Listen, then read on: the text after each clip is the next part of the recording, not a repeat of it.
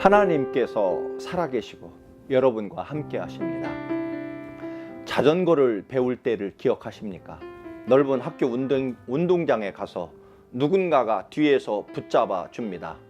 그런데 저는 자전거를 처음 배울 때 도저히 이해가 안 되는 것이 하나 있었습니다. 자전거를 배우다가 넘어지기 마련입니다.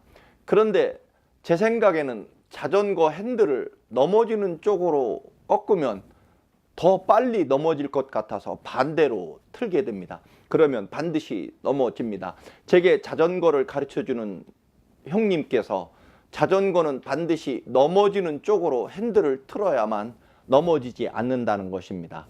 그래도 이 육신의 본능과 저의 그런 이성과 경험에 의하면 자전거는 꼭 넘어지는 쪽이 아닌 반대쪽으로 버텨야 넘어지는 것을 막을 수 있다는 그런 생각 때문에 자꾸 반대로 자전거로 핸들을 틀어서 제대로 배우기 어렵고 또 잘 넘어진 경우가 있었습니다.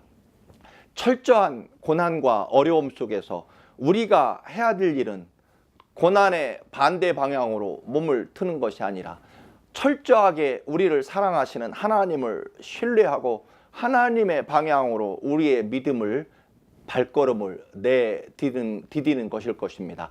이집트에서 400년 동안 노예 생활을 하던 이스라엘 백성들이 해방되었습니다. 하나님이 구름과 불기둥으로 하나님께서 이스라엘을 인도하시고 이스라엘은 그 구름과 불기둥을 쫓아갑니다. 뜨거운 사막에서 구름으로 햇볕을 가려주셨고 또 한밤중에 따뜻하고 환하게 불기둥으로 그렇게 밤길을 밝혀주셨습니다.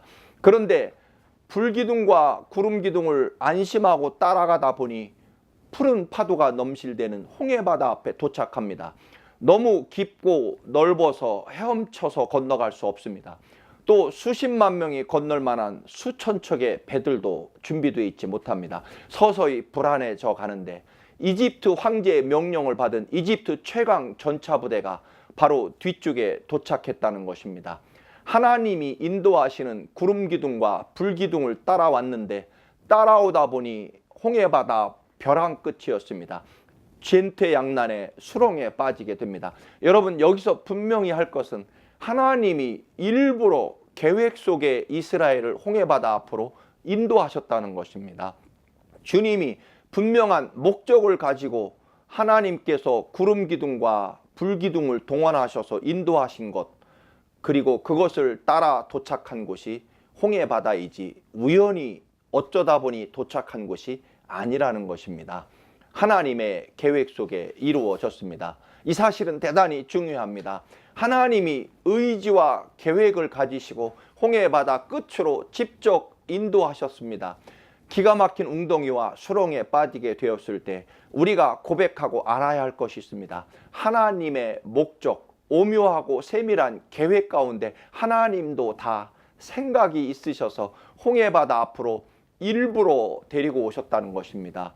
들에 핀 들꽃 하나도, 하늘을 나는 참새 한 마리도 하나님이 인도하시고 존재하게 하신다는 것입니다. 하물며 천하에서 가장 귀한 하나님의 아들 예수 그리스도를 십자가에 죽게 하시고 우리를 살려주신 그 아들을 죽이면서까지 구원하실 소중한 우리가 이유 없이 어쩌다가 지금 이 자리에 오게 되었느냐 하는 것입니다. 아닙니다. 너희가 보기에 지금 여기는 최악의 죽음의 장소이지만 나는 다 생각과 계획 가운데 너희들을 인도했으니 이곳에 텐트를 치라는 것입니다. 여러분, 지도자 혹은 부모가 됐을 때 자식들에게 흔히 그런 말을 합니다. 얘야, 아빠가 하라면 해. 다 그럴 만한 이유가 있느니라. 나중에 다 알게 될 것이다. 우리에게 우연히 혹은 어쩌다가 되는 대로란 없다라고 하는 것입니다. 하나님이 우리를 그곳으로 인도하셨습니다. 이제 우리는 그곳에서 하나님의 뜻과 계획을 어떻게 찾아내고 순종할 것이고 그리고 믿음을 고백할 것인가를 살피고 찾아야 한다는 것입니다. 사실 이 이야기는 하나님께서 이스라엘을 홍해바다 앞에 바닷속에 빠뜨려 죽게 하시려고 인도하신 것이 아닙니다. 이집트 황제가 다시는 하나님의 백성, 내 백성 이스라엘을 공격하지 못하도록 영원히 이집트 군대를 끊어버리기 위해서 홍해 바다 앞으로 이집트 군대를 인도한 것이기 때문입니다. 불행이란 엄밀히 말해 아직 하나님의 계획을 알지 못하는 것에 불과하다는 것입니다. 하나님이 아시는 길로 하나님이 세우신 작전 계획대로 인도하시는 것뿐입니다.